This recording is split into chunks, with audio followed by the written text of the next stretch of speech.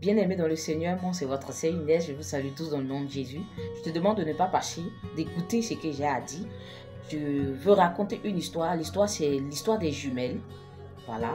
Et j'avais dit dans ma vidéo précédente que j'avais des jumelles. Du coup, ce n'est pas mes jumelles, mais ce sont mes petites sœurs. Voilà. Mais ce sont des jumelles. Et j'ai été beaucoup avec eux. C'est moi qui me suis occupé d'eux. Voilà. Donc, je connais un peu comment fonctionnent les jumelles. Mais j'ai écouté une histoire des jumeaux.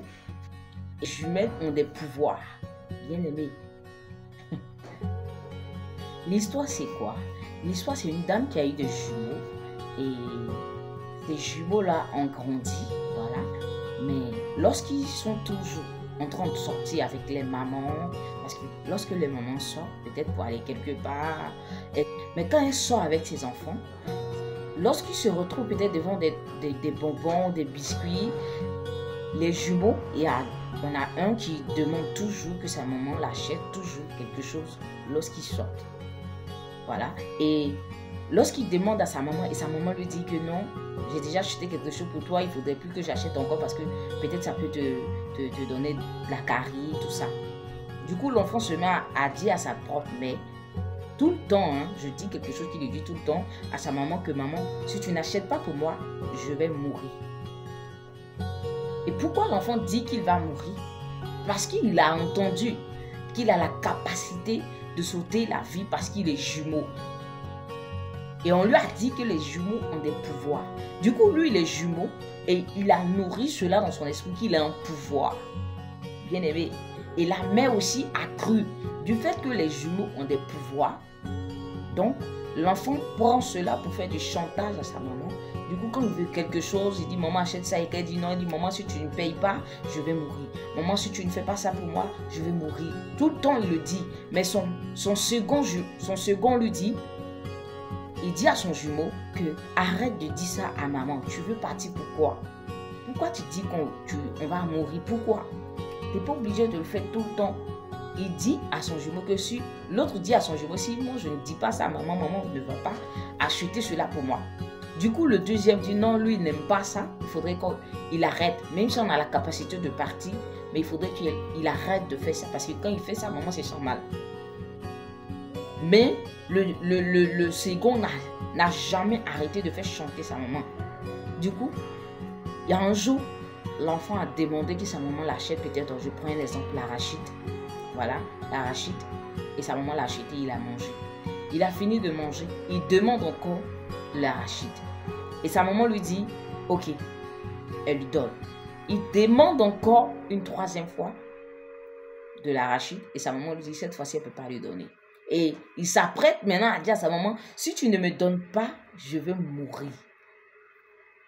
Bien aimé, lorsqu'il a dit à sa maman, sa mère étant épuisée ou fatiguée d'entendre cela, étant abattue d'entendre toujours ce mot-là, parce qu'elle se sent mal du fait que si elle doit perdre ses jumeaux, elle n'aura plus d'enfants peut-être. La mère lui dit, ok, tu peux mourir. Disons sur l'effet de la colère. Et la mère lui dit, ok, tu peux mourir, fais ce que tu veux. Fais ce que tu veux. Et là, la mère fâchée, elle lui dit ça et puis elle ne lui donne pas l'arachide. Donc, l'enfant se met à pleurer, il est là. Son jumeau aussi, il est là tranquille. Le lendemain, à la grande surprise de la mère, l'enfant décède. L'enfant est sans vie et la mère se met à pleurer. Elle se met à pleurer dans tous ses états d'urgence. C'est-à-dire qu'elle-même, elle s'accuse. Non, elle s'accuse du fait que pourquoi elle a dit à son fils, tu peux faire ce que tu veux. Parce qu'elle, déjà, elle croyait que son fils avait la capacité de se tuer lui-même. C'est pas comme s'il a pris un couteau pour se tuer, mais il est mort. Personne qui dort et puis il se réveille plus, c'est comme ça. En fait. Donc, le jumeau aussi se met à pleurer. Il dit à sa maman que maman, c'est toi qui as fait qu'il est parti. Si tu l'avais donné à Rachid, là, c'était fini. Que maman, pourquoi? Pourquoi tu as fait mon jumeau est parti? Pourquoi tu as fait il est parti? Du coup, c'est comme si le deuxième aussi reprochait à sa maman du fait que sa maman n'a pas donné de l'arachide à son frère. Et son frère est parti. Parce qu'il toujours dit, il va partir, il va partir. Et là, il dit à sa maman aussi, le deuxième, que moi, si mon frère est parti, je suis obligé de le rejoindre. Et elle supplie son fils, elle supplie son deuxième son jumeau. Non, ne va pas, s'il te plaît, pardon, je vais faire tout ce que tu veux. C'est dit que comme si la mère est sous l'emprise des enfants. Le deuxième aussi décède. Quand le deuxième aussi a rendu l'âme, la mère s'est mise dans tous ses états. Bien aimé, je ne m'imagine pas comment elle était. Je ne peux pas me mettre à sa place. C'est-à-dire que je n'arrive pas que je ne peux pas, mais je n'arrive pas à me mettre à sa place. Qu'est-ce qu'elle peut ressentir de perdre ses deux enfants en ayant la pensée du fait qu'elle avait la capacité de les laisser en vie. Elle a dans la tête que c'est elle qui a tué ses propres enfants. Imagine le mal.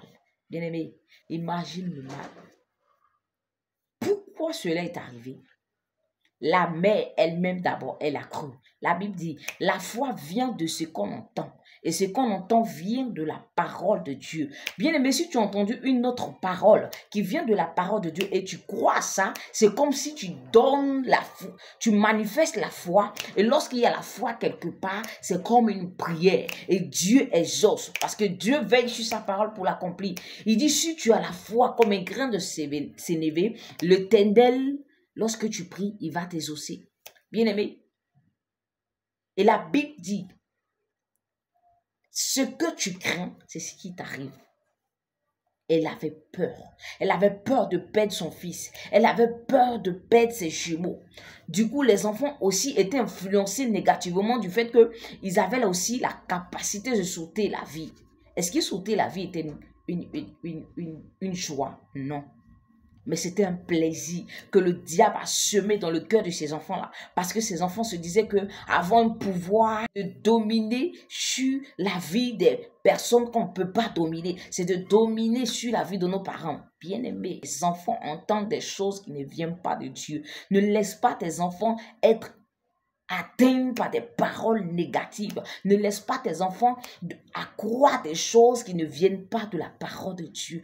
Tout ce qui vient de la parole de Dieu est vérité. Tout ce qui vient en dehors de la parole de Dieu n'est pas une vérité au-dessus de la parole de Dieu. Bien-aimés, je vous exhorte à vous ressaisir. Les jumeaux n'ont pas de pouvoir. Moi, mes jumelles, elles sont là, elles n'ont pas pouvoir.